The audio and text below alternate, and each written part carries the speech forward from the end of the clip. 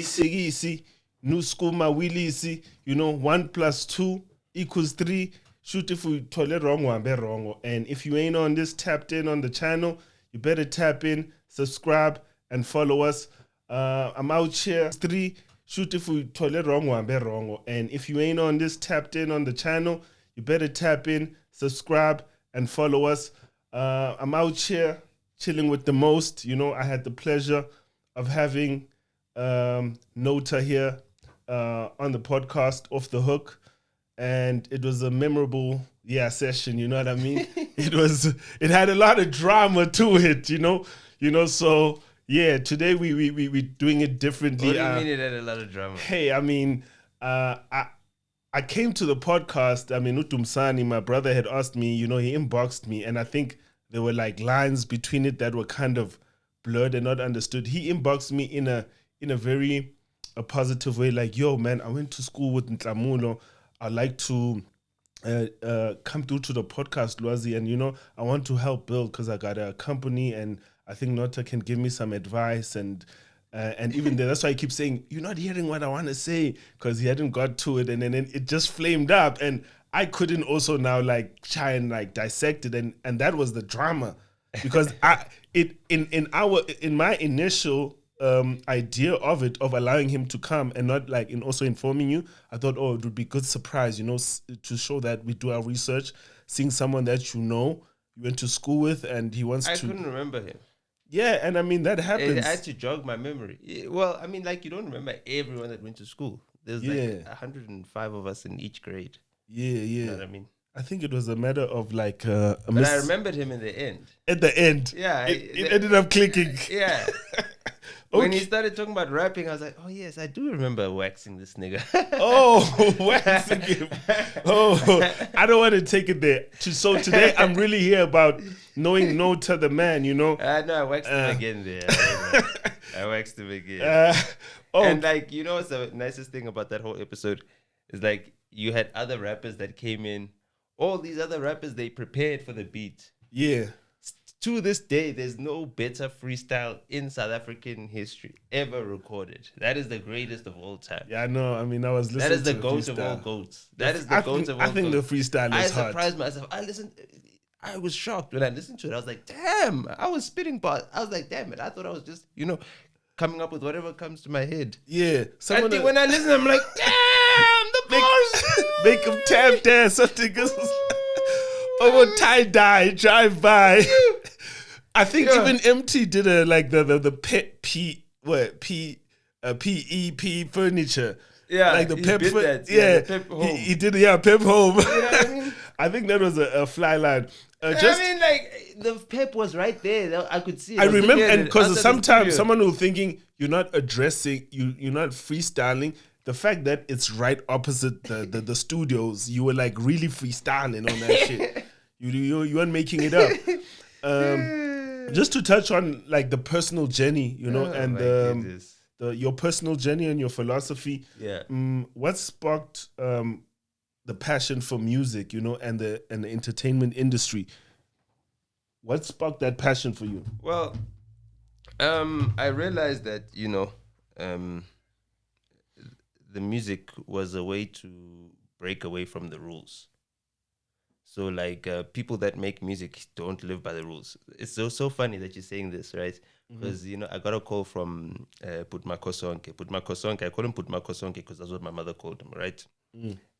He's the elder brother. He's a jazz legend in South Africa. Like, he's the elder brother of Makoy Mkhubata. Okay. Yeah, so Putmakosonke Mkhubata. My mother's a Mkhubata as well. Okhatebe. So yeah, I was just chatting to him, and like, so since I was a baby, so he was right next door to us. So since I was a kid, and they'd make music, they'd make jazz. So like, he wouldn't go to work like my mother goes to work or my dad goes to work or the office. They'd just be jamming the whole day during the day. You know what I mean? So I'd hang out with them the whole time. He'd babysit me. He was actually like my caregiver, my guardian. He'd actually fetch me from creche. Like, he'd walk because my mother was at work and my dad was at work, and he's our neighbor. You know what I mean? As well. So he'd fetch me from crash, walk down, walk back. I'd stay at his house until my mom comes back. You know what I mean? Chill with his boys, and they'd be making music. So I realized that damn, the music was really amazing. And then like one of my dad's PAs, right, Puti Rasta. Yeah, he was a musician. Like he played for like bands. He played for Mami Von Chaka Chaka and all that stuff. This is like when I'm 4 or 5. Yeah. Yeah, you know what I mean? Like very young. So he'd come through, and at a point in time, he lived with us. He stayed with us, and he had his. My sister had her keyboard, and he would be like teaching me how to play the piano.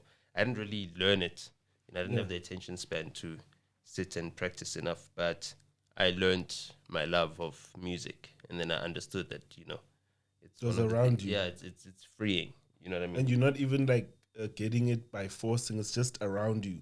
Yeah. And it's happening like unintentionally. Yeah, but like it's also about the level at which it's around me. You know what I the mean? Like, level, yeah, okay. at which it's like if the guy is playing in the band on weekends for Mami Von Chaka Chaka, that's Mami Von. And it's it's not like you're hearing from a jukebox at or like in the street. Nah, you're hearing he's it. in my house. Yeah. The guy who plays, you know what I mean, with the Princess of Africa. You know what I mean? That type of stuff. So like, the highest level of music has always been like right accessible to me. So it was just natural Oh, shit. that, I'd gain a liking to it. And who or what shaped your views on like ownership and independence, in the music game? Because I think you already came off that like jump in terms of rap life. I mean, No, I wouldn't say with rap life. You see, that's the thing. That's like the PR thing.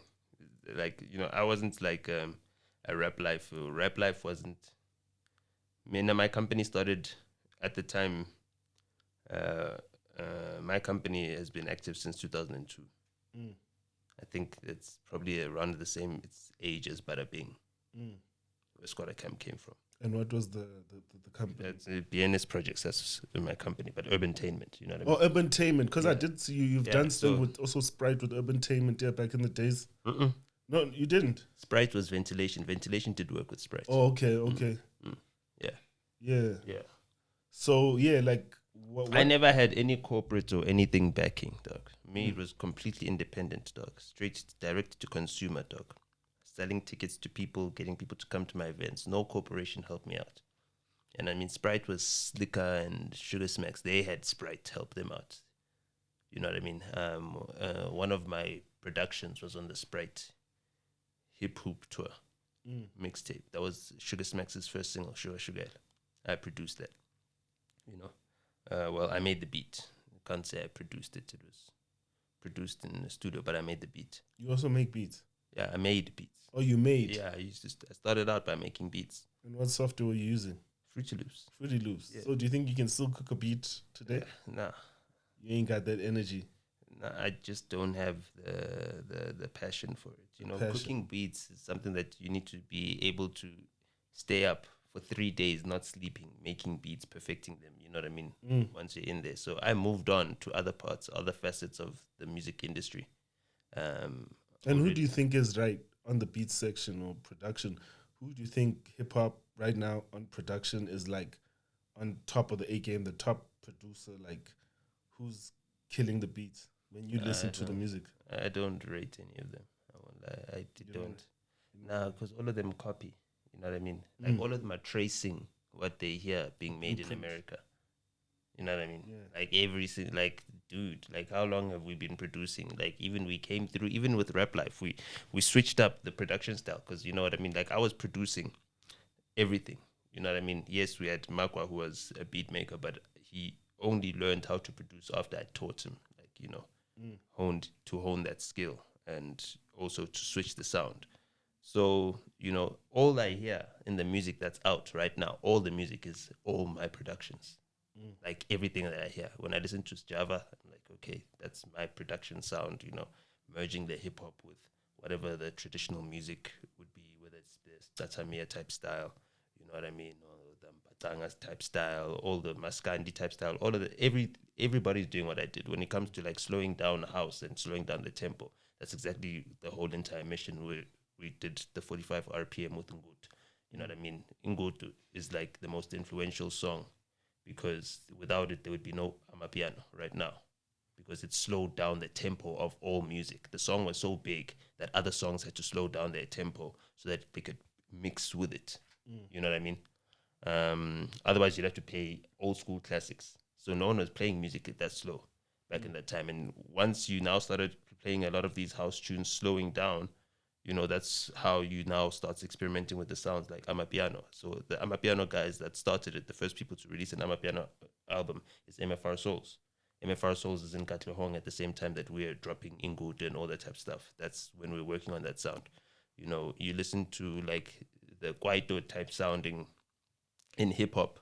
We're already working on that in 2012 when we were making a THT mixtape with Cash Time Fam, with Smashes and Zinger. Yeah. We did that whole entire Kwaito sound, and then after we dropped Tulu Jive, which was the single on Dakar, which won Metro FM award. Then you've got your Karakaras and all of that now coming out. You know what I mean? Where they're merging, like bounce, Bay Area. It was like a Bay Area like trap bounce sound. Yeah. You know the motto. Dum, yeah. Dum, dum, dum, dum, dum, dum. And to touch on my, that's, mina ukjava nga nashiwana photo. You already know that's saying that bounce. Same thing. So we're touching on that, like who or what shaped your views on ownership and independence, like the specific person. That's always been from the jump. Ownership, independence. I mean, that's. But how did that come? Puff Daddy. Yeah, that's from the beginning, since I was a kid. And also, do you think it's also partly also because of your father? Because then he had his own. He I think it's more political. Like I understood the political significance of the music. Like I told you, like I'm learning about music, being taught about music by some of the premier jazz musicians in South Africa at the time, as they are about to come up, and they are coming up in the generation that follows after the Sipho Gumedes and all of those things. And all of these guys in the jazz space has always been political. So jazz has always been political. So I get taught about music by jazz people that are political. So understanding, just being politically aware from a young age, like since I was a baby. It's always like I come from a very politically aware household. Yeah. Do you That's all they discuss. That's all we discuss at home is politics. Do you think you care about what people say or think of you? No, I don't really, because if I did, I'd be discouraged. I understand that people get intimidated, by me. And you saw Dumisani. You saw Dumisani. You know what I mean? Instead of like him being like, yo, my dude, you used to like be rapping at school and you used to tell us that, yo, one day you're going to be doing all these things. You're going to be taking South African hip hop to the world and everything else. I'm so proud of you. You've accomplished everything that you said that you would do when everybody thought you were crazy. He wanted to come on a moment and be like, I need to now show you I'm on your level, even though I've been doing my thing wherever in obscurity. And it's like, damn, at that point you realize that no one will ever respect what you do, because to them, you achieving or accomplishing something takes away from what they haven't accomplished. You know what I mean? It's like you're a reflection of their failures. So, it's very difficult to live life like that, but I've lived my life like that my entire life. A lot of things come naturally to me. I don't have to work hard for them. I don't have to try. Like I can figure things out. Like, I think laterally. So things that are not obvious make sense to me perfectly, and it gets difficult to explain certain things that I get just offhand to other people, and they don't get it. It's the process for them. So having that lived experience, I accepted being misunderstood. You know what I mean? And what keeps you going, like when you get criticized, publicly? Because I guess not normal people can't maybe handle it to that scale, and even influential people or so-called billionaires are like also like criticizing you in public. Imagine. How but just like imagine. How do you handle just that? imagine, dog, if my views, my ideas are being discussed by not only the richest man in the world, but the richest people in the country, the most influential people in the country, the politicians, just imagine now we're now with your 2 followers on your account that has no profile picture. You think that you can ratio me, you can get into my head. Like I'm acutely self-aware. Like I know the influence that I have very much. You know what I mean? I go out in the world and I'm me. You know what I mean? I don't go out as someone else and then and now I'm surprised at who I am. No, I go out. You know what I mean? It's me when I'm at the traffic. I understand the response of other people when they see me, when they encounter me, and everything else. I'm acutely aware of that. If you know who I am and I don't know who you are, just imagine.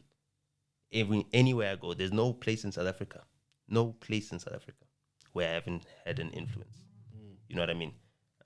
Now, to have that influence in the shadows is one thing, but then to make sure that it manifests in now people having name, face recognition of you. That's also a completely different thing. Because people have known my work. They've celebrated my work. Without having any emotional attachment to me or understanding the political ideas behind it. Was that intentional? Well, I mean, it was strategic because sometimes, just as challenged as I may be with my ideas, if you give people a full... The ammo. Yeah, then you know what I mean? Then there's plugs being pulled, black balls and stuff like that. Yeah, well, I mean, it just it becomes more difficult. You know what I mean? You get opposition where you shouldn't have opposition. It's like now people oppose me just for the sake of, I want to oppose Nota. You understand what I'm saying? It's like you can't even date anymore because you know that girls just want to say, I want to date this guy just so I can break his heart. You know what I mean? It's like, or whatever it is. Someone wants to prove, I want to go into that thing. I'm going to tell Lwazi to put me on this thing so I can rap battle and humiliate him. Yeah, okay, I will get my viral moment. I will be the king. The nigga that takes him out. I'm going to take him out. And guess what happens? Hey, it's a total opposite. The thing is, this is that to be in my position, I've had to slay many dragons. Yeah. That's the thing. So I don't get to where I am without having, fighting experience. Like people just think like, oh no, all of a sudden I'm now in this position. I fought for this stuff. Yeah. Blood, sweat, and tears. Yeah. You know what I mean? And what do most people like misunderstand about you that you think, yeah, here I'm just misunderstood? I'm a killer. You're a killer. I will destroy you. Yeah. Like to the finish line. I will destroy you. You understand what I'm saying? Like that's it. Because I know that they would destroy me if they had the chance.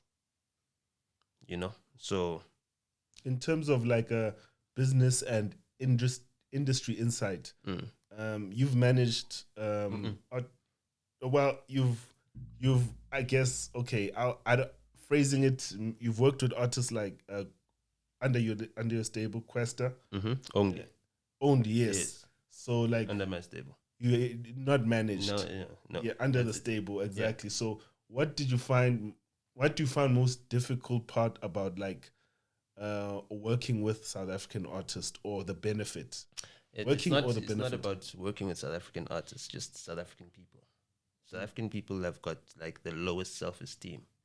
You know what I mean? They've got tall poppy syndrome. You can't work with them. You have to work around them. They're always looking for an opportunity to stab you in the back, always looking for an opportunity to, betray you or whatever the case, sell you out. They're waiting for that opportunity. So at first, when you work with them, you need to put yourself in a position where they can't stab you in the back. They can't betray, like you're working around them. You know what I mean? And then you have to get the work done. You know what I mean? And yeah. And what are like the biggest mistakes like young artists make today in the music industry that are coming up? Yeah, it's just not working on being good people. That's it.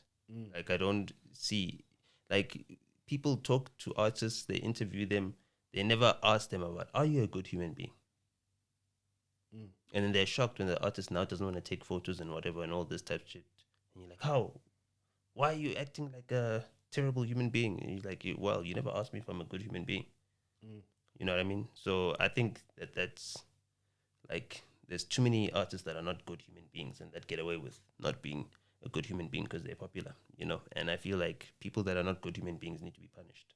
That's the way we get good human beings in society, is that if you're a bad person, you get isolated, you get ostracized. But now the good people get ostracized and isolated. The bad people, it gets celebrated. And then all of a sudden you wonder why our society is so toxic. There's no morality. There's no one who can call out the wrong in what we see in our society. There's no one who can celebrate the good in what we see in society. Everything is poisoned. Everything is ill-gotten.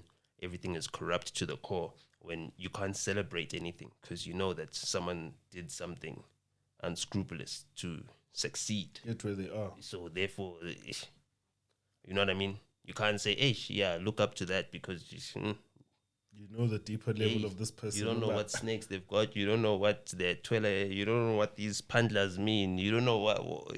So you know do you believe in those things? Like, dude, that they work and all that, snakes and. Well, I believe that people believe in them. So they work for the people that believe in them. I guess we're on the same level with that. No, they work for whatever it is that they want. If they want to tell themselves that they've got some whatever, it works for them. You know what I mean? Whatever delusion you need to do something that it works for you. Do you think record labels are still necessary in this digital age? Like I think that record labels, the way they are, have lost their purposes. Record labels are now media companies. They basically are creating content to market content products. That's basically what they do. So the thing that's missing in them is the talent development, the artist development, and they want to pull away from that because it needs them to interface with humans, and humans are unpredictable. They say that. They say that as a very, like, hey, you're unpredictable. That's how they say you're dangerous. You know what I mean? When people are afraid that they've done you wrong and they can't predict how you'll react to the wrong that they've done to you, they call you unpredictable, so that, you think twice before responding to the disrespect that they've shown you. It's so funny, the mind games that evil people play. While they act like they're all good and stuff like that. It's like, hey. So that relationship can never be repaired, because the record labels know exactly what the artists are or who the artists are. Do you think that's why, like, they'd work with, like, artists they find very friendly, that can't, like, have an opinion? It's not about that. It's like they know that they will become divas in the end. What would you like? It's in their nature. What would a healthy South African music ecosystem look like? In your view, like, where thriving artists are, like the whole payola thing. Because I mean, people that are good. There's a lot of indie music that we listen to on your Spotify's. Artists that are known that are actually really good, but we never hear them on radio. So yeah, what would you think, like, that would create that ecosystem? But do you even listen to radio? I mean, not really. I don't. Exactly. So that's. I mean, people that do, though, because. Yeah, but the people that do, they hear the music that they want to listen to. Otherwise, they listen to other radio stations. Okay. So what would you think, like, would create that healthy ecosystem? I think, like, playing music is the essence of the business. So you need to be able to play music. Now, you can't play music when, like, all the restaurants are owned by one group. You know what I mean? There's no live music at Mug and Bean. There's no live music at KFC. There's no live music at McDonald's. There's no live. You understand what I'm saying? So all these places where people go are either cheap or, you know what I mean? There's no live music at Spur. Because of how concentrated our economy is, everything is connected to big corporations. So if 5 companies own all the restaurants in the country, there's no independent pubs, bars, and live music places that can open because, they won't be able to deal with the economies of scale that are needed. You can't compete when Famous Brands provides all the stock for all their restaurants, at a scale that you can't compete with as an independent restaurant owner. So yeah, the live music space is where it should be. The clubs have pushed out the music as well. The clubs have become lounges. There's more sofa space than there are dance floor space. So everyone's in the club sitting on sofas on their phones. Yeah. You know what I mean? While music plays in the background because they can't stand the sound of silence. Do artists really understand what ownership and masters mean, or is it just like a word they catch on? You see, I think people give artists too much credit. Artists especially are just kids that are desperate for fame that will do any and everything for fame. You understand? That's why OnlyFans got so popular. Because people that are desperate, that have got no craft or anything else, could just gravitate towards something that could either give them an income or notoriety. Yeah. So 99% of the artists are not either there for the art or the craft or anything else. They just want the fame.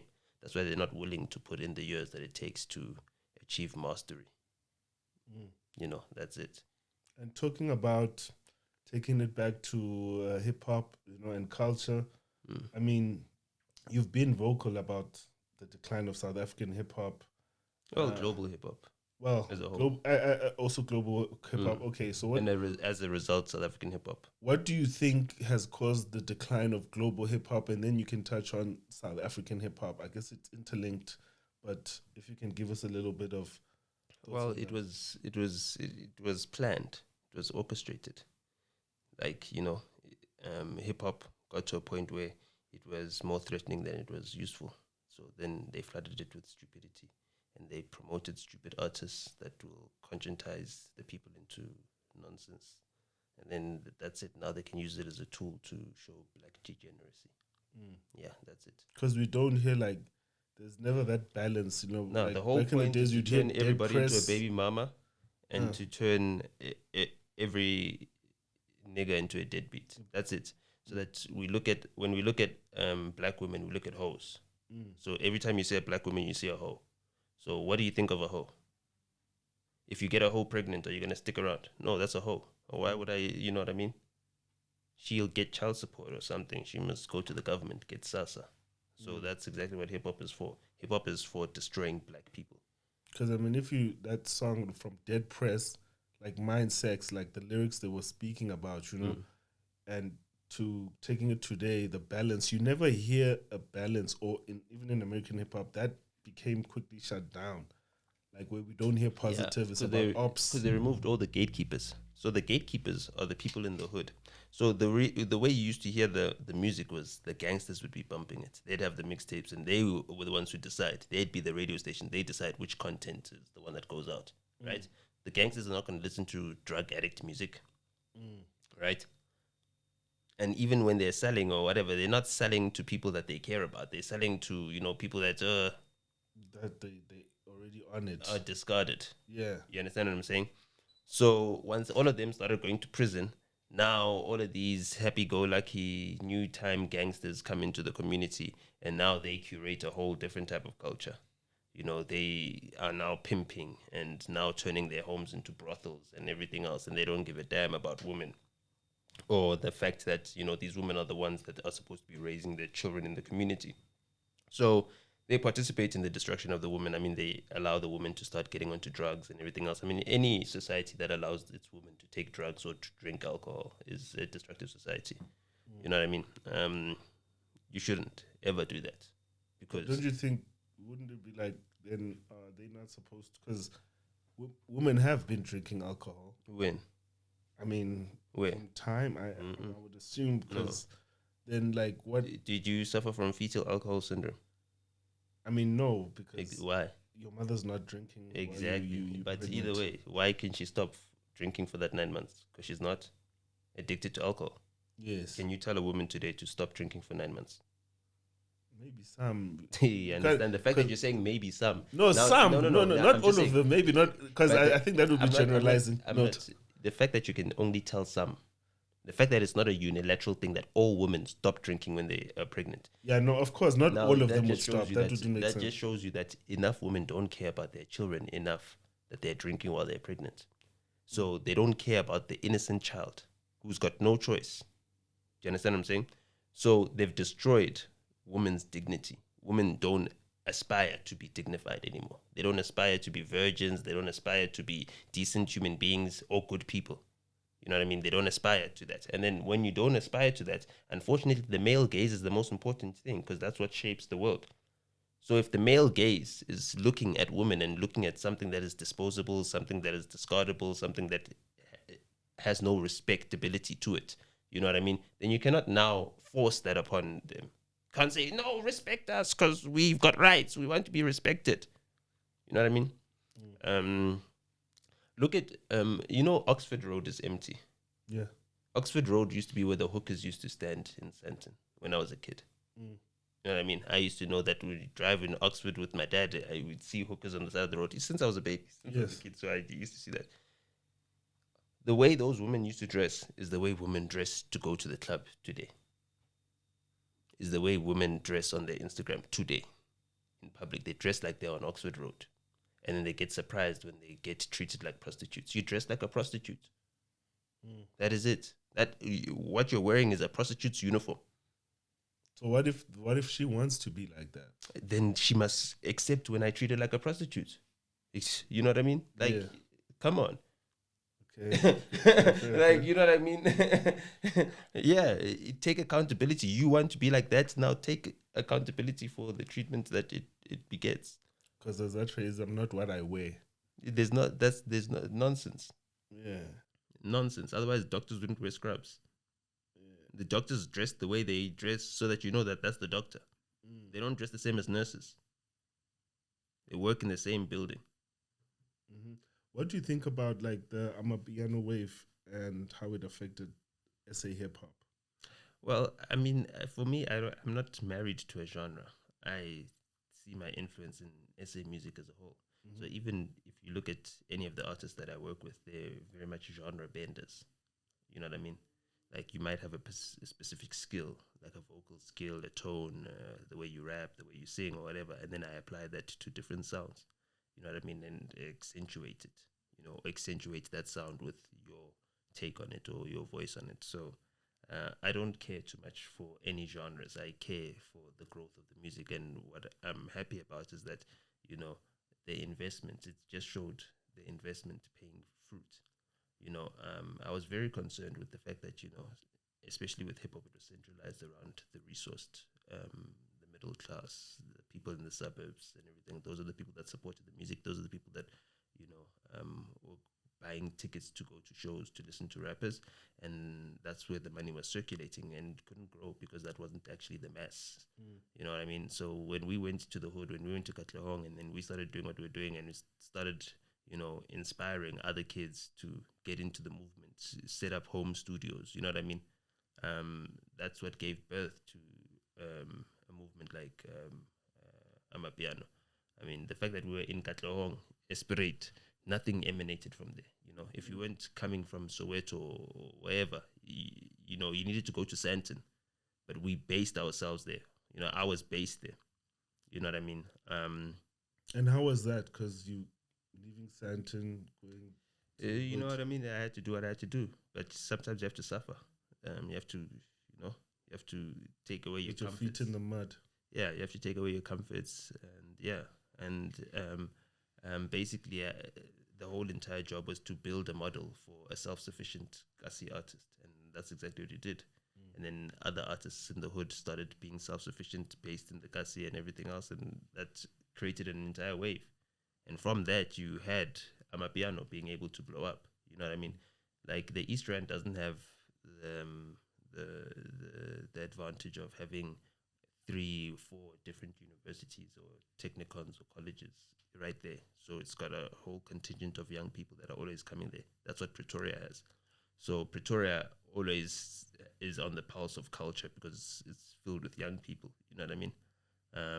And a new cohort of young people. So each cohort of young people goes through Pretoria. Yeah. Because it's a university city. It's an academic town. You know what I mean? Apart from being a capital. So we had to create that. And also, there's the legacy of like your guys, like your scheme GPs and everything else. The CIT heist game, then moved into the Shisanyama lounge and everything. And because we were so big in the East End, you know, East End is close to the airport, close to lots of depots and everything else.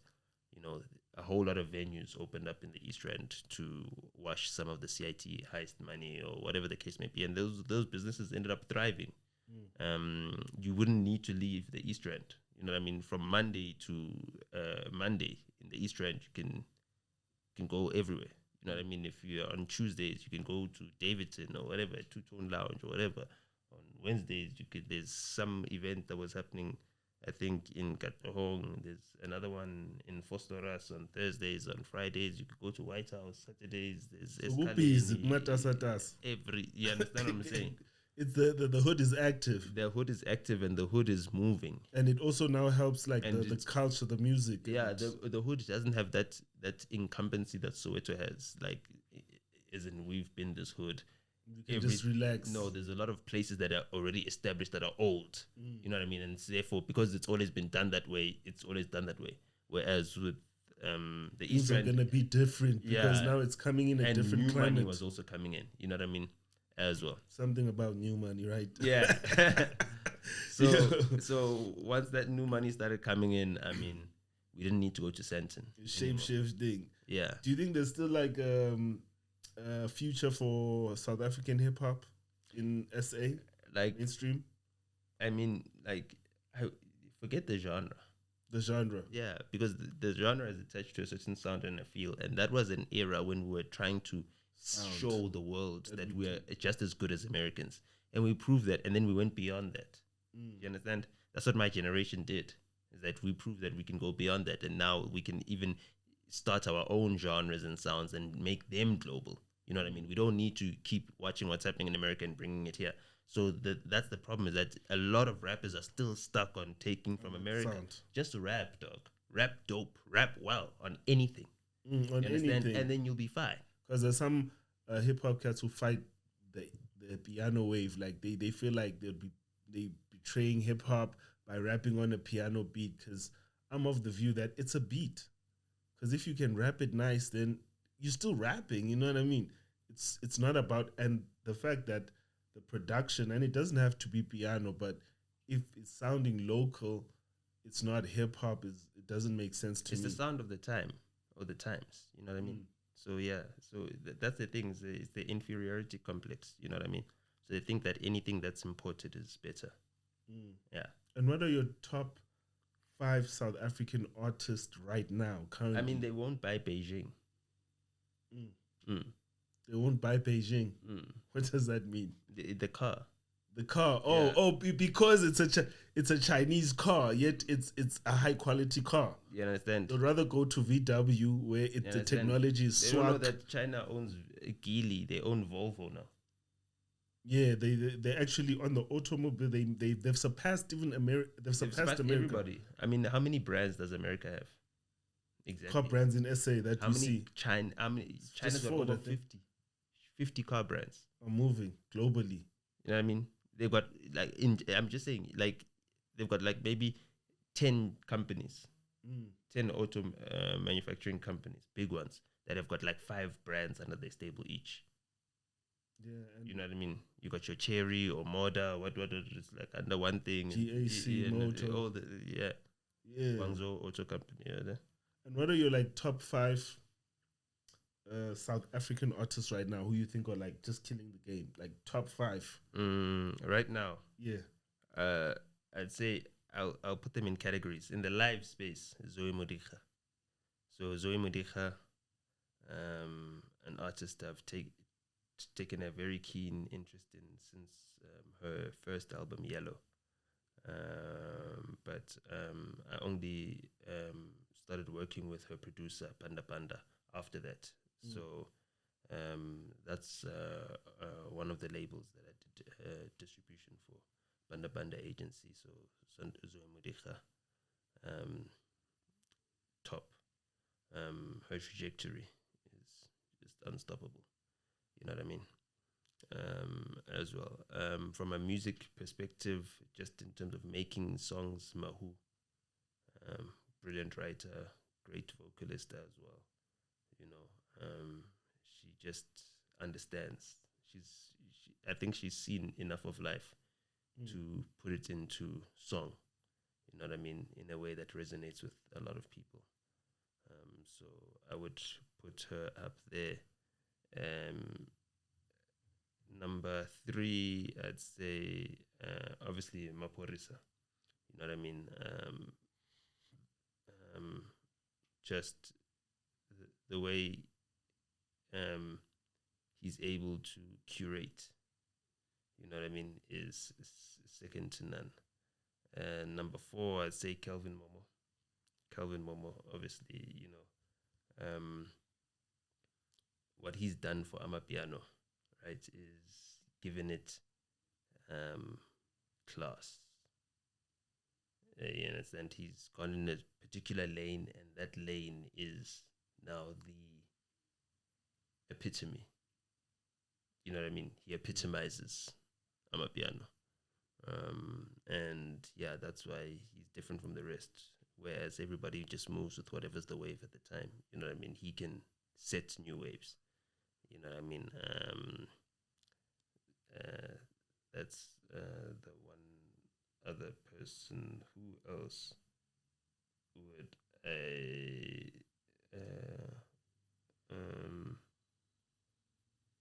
yeah. I can't think of anyone else right now. Yeah, think of 5 people. What's on your playlist right now in the car? Or what did you listen to? I don't listen to music. Don't listen to music. Okay. I listen to podcasts. Okay, cool. And just on touching on like controversy and clarity, you know, you've had a lot of public moments. Do you think like people confuse your passion with arrogance? Nah, man. I just think people are evil, dog. Like, people are evil. So they'll say and do anything to try and bring me down or to try and say something negative about me. Like, people know they can't compete with me. So they need to talk shit about me just so that they can feel better about themselves. It's like, if I can destroy this guy's image, maybe I'll look better. But, like, not. People don't ever talk about me with any good intention. Ever. Ever. They always want to use me and make me seem like a crazy person, or, you know what I mean? Like, each and every single time. That makes you wonder. There's so many things that could be said about me. No one ever says any good thing. That's an agenda. You know what I mean? So that's it. I see through the agenda. It's got nothing to do with whether I give it any validity. It's like the agenda. You know what I mean? Those that care to benefit from me will benefit from me. They'll reach out to me, and, you know, they'll get the same. Do you ever feel censored or targeted? You know? What do you mean? Like in certain spaces, like whether social media or podcasts. Yeah, well, they've done that. Niggas have had my episodes deleted, come up, come down. It's like, dude, it's like, do you understand? After you've shot the podcast. But like, do you understand the level of disrespect? You're not only showing me, you're showing to anybody that would ever work with you. Is that, I don't even respect my guests. The person who gave me like the time. You'd go there and they would delete it. They take it down or whatever. Someone would say, oh, take this down or whatever. It's like. Or they'd be listening to the comments. It doesn't matter. It's like, you know what I mean? You know? It's crazy though. It's the level. That's the level of disrespect. It's like, so you invite me to your place, right? You pretend, you do your pretense, your thing. Once I'm gone, you show your disrespect. It's like, you think that you are a respectable person after that. That's the level of disrespect you've got. You know what I mean? So, have you ever regretted anything you say in public? No. You've said it with the conscience that I stand on this. Yeah, I stand on this. Even the Neanderthal. Why would I regret that? Why would I regret that? Because they were coming for you, and so. I guess. Do you think the approach of how you said it, like the whole? There's no. I said it in the perfect way. I said it in the way in which it would inflict the most pain upon them. Yes, and that was the intention. And then the whole thing of with human rights, when they've I did what I needed to do. You. Yeah, I went there. I did what I needed to do. That's it. Yeah, because I actually once got a letter from the Human Rights Commission.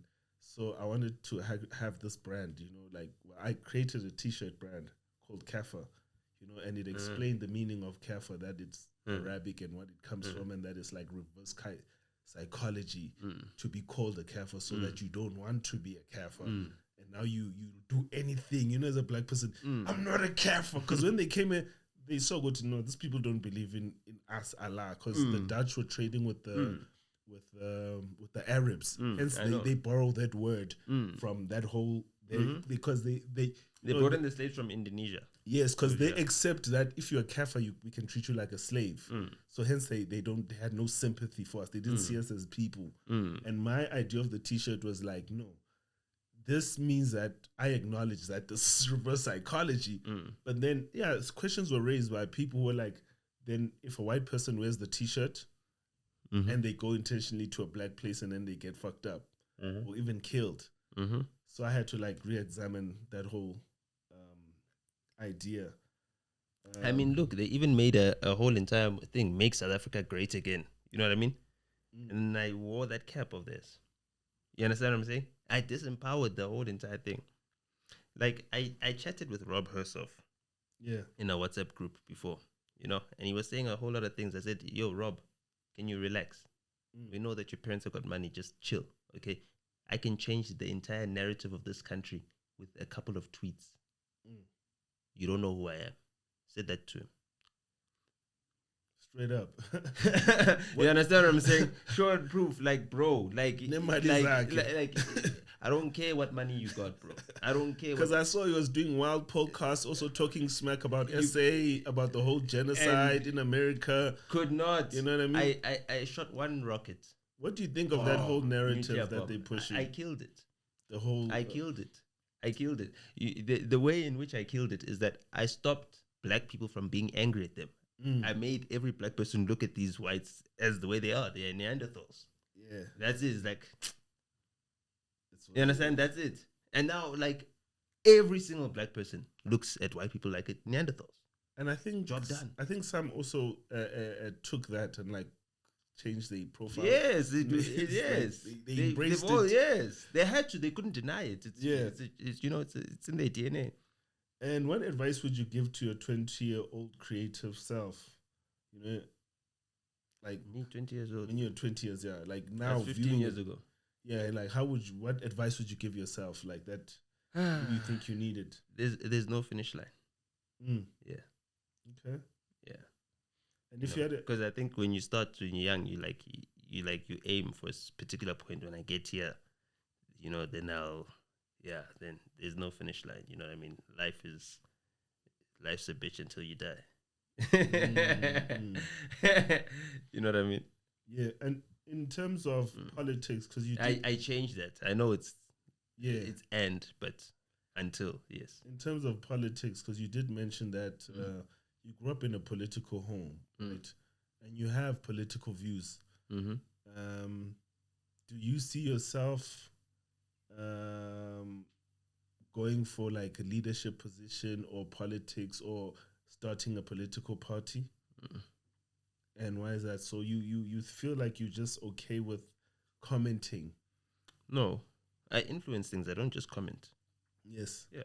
They cause influencing, but to your hand, then how deeper does it go into that influence, like practicality, like institutionalized? Well, we live in a democracy, so the people will decide.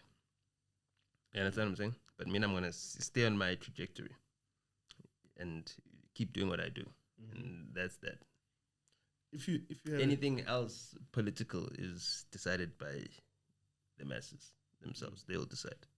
And what do you think of the current state of the American politics to the world, and it's like aggression to everything and the whole America first? Well, a candle flickers most violently before it goes out. So America is getting used to not being the biggest economy in the world. And that's going to take a lot of readjustment, and they're not going to go down without a fight. And we've seen this movie before. The British had the same thing, and before they gave it up to the Americans, you know what I mean? And it is what it is. What keeps you up at night? Like, is there anything that you like think you could change, or anything that keeps you up at night? You sleep peacefully like a baby. Yeah, I sleep like a baby. While they panicking online, NOTA this, NOTA that. Me, once I'm asleep, I can't be woken up. And I sleep, I die. You out. Gone. There's a time you left to be in America. How did you find that whole experience? You actually staying there, in New York and examining the whole scene there. Affirming. Yeah. And like, what were the reasons of you being there for that period? Oh, I already spoke about the reasons that I had to be in America. Shit was wild. It was wild back home. I mean, I had to be in exile. There's political killings that are going on. And how did you catch a wind of this? Like, was it factual or was it maybe misleading? What do you mean, bro? Because you have to kind of know. Do you think those people are capable to do that? Bro, come on. What do you mean? Like, I've gave all the evidence of the intelligence that I had. I said, yo, I'm in Cape Town right now. Motherfuckers are coming to Cape Town to look for me. Then you hear on the news, so and so was arrested because of such and such and such in Cape Town. I'm telling you that I've got the intelligence. You're seeing it on the news. What I've just told you last week, you're seeing it on the news next week. So, you know what I mean? So when people got arrested, I was like, okay, fine. Now they're chasing me all the way down to the Western Cape. Cool. Let me get the fuck out of here. And then I left to the States. And then, nothing happened for a while. And then I heard that people got arrested. And then I came back. I was doing spaces the whole time. I was on X Spaces telling people, yo, what's going on? Yo, people have just been arrested. I might be coming back home. Because everyone was asking me, when are you coming back home? I said, until people have been arrested, I'm not coming back home. So I kept saying that. Yeah. Is your account still frozen? What do you mean? That's got to do with Shimza. That's something else. Oh, that's something else. Yeah, Shimza is the one that had my account. So isn't that holding you back? Like, or you have other means to hustle? It's not about having other means to hustle. It's just like, you know what I mean? It's like... Because it could affect you. Like, there's things maybe you need to do. Affect me. Yeah, of course it affects me, but I can survive it. So are you not trying to solve it? Isn't there what's the end game of it then? I mean, solving it is now paying him or however much, 400,000 rands. I refuse to do that. I refuse to pay someone who is corrupt for saying that they're corrupt. And because they can buy the judges, which is Mkwanazi has just shown that these judges are to be bought, you know what I mean? The Gauteng High Court is for sale. You know what I mean? Because these guys have got influence, because they've got power. Now I must be bullied and pay them the money. No, I'll wait for them to be out of power. They will lose power. They won't have power forever. But isn't that going to then affect your... I will wait. I will take the pain. You understand what I'm saying? The same way I was able to build up whatever I was building up for however many years, I built it up through the pain. Yes. That's the thing, is that I've been withstanding pain. You understand? Me and my success is the reward for withstanding pain. If you don't withstand the pain, you won't get, the gain. Do you have any advice for creatives out there, people that want to start businesses, young females, young gents? Like, what should they carry on and if going you're not forward? going to do it for 10 years, at least don't do it. Okay, that's good advice, guys. You heard that from none other than NOTA. Yeah. We out here, chilling with the big dog, the biggest of the biggest. NOTA in the house, off the hook, opening with the bang. I had to do this. He's coming back. He's gonna hit us with another freestyle. And when I say freestyle, I mean for real, like freestyle for real, not like pre-written stuff. This is like straight up top of the dome. Yeah, we gonna get it right now. It's my favorite time this time, you know what I mean? We back. So brands that want to work with Off the Hook, hit me up on the DMs. If you want to advertise, hit us up or email. And yeah, let's build. And let's build companies. Yeah, let's go. My brother is gonna do the most. I'm gonna hit him with this beat. This is from Nkululeko's on the beat. Let's get it. Yeah. Are you also gonna throw it? Okay. Shout out to Nkululeko. It's cool to let go and let God. Don't be at odds. Even though when I walked through the door, I saw a sword. I knew that ain't no samurai guy gon' come hijack my fearing, ain't veering, of course, and of course, we never take losses. Never, of course, cause we never take losses. Yo, I'm chilling with the boss, nigga. Before the rap life, he did his shit from way back Fanduka. And now we back by to do this. Ufika ngamawaza, thina zangu zokudlala. This is off the hook, man. Sfika ngamawaza waza. I got the big dog. NOTA. Yeah, let's get it, fam. Yeah, let's yeah, hit it. yo. They envy me, but they can't be me. They can't be the big B, A-L-O-Y-I. Know why I fly so high? Cause I stay on that jet fuel, high octane. Too much for your small brain.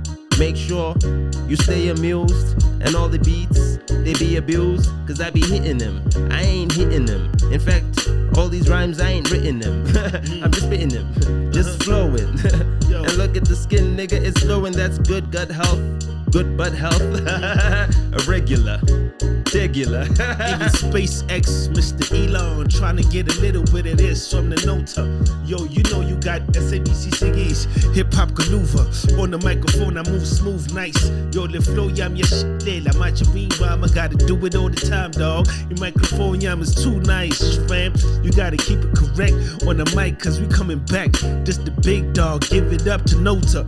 Hey, yo, let's get it on the mic. Yo, before it gets over, let me not give the mic a cold shoulder. Make sure that you stay on track and never be whack. Make sure you represent the black and never be lacking. Make sure that you stay stacking, stay racking, and never forget practice. And that is the advice that I had to give to all those that had to listen to this. And make sure you keep locked. Empega manje sidla imali kamashonisa dala ngibatshela ngiyabajikisa bashaya round.